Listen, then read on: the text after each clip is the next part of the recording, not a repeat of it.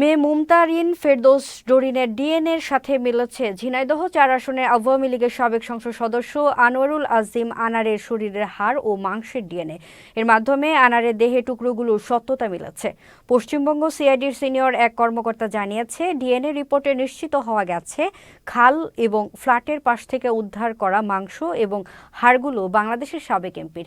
তিনি জানান, কলকাতার সঞ্জীবা গার্ডেন্সের ফ্ল্যাটে আনারের মরদেহ টুকরো টয়লেটের ফ্ল্যাশ করেন ঘাতকরা। এছাড়া শরীরে হাড় কলকাতার ভাঙ্গরের বাগজোলা খালের বিভিন্ন স্থানে ফেলে দেওয়া হয়। এ ঘটনার পর নভেম্বরের শেষ দিকে ডরিন কলকাতা ডিএনএর 2টি নমুনা দিয়ে আসেন। সেই নমুনা দুটির সাথে সাবেক এমপি আনারের ডিএনএর মিল পাওয়া গেছে।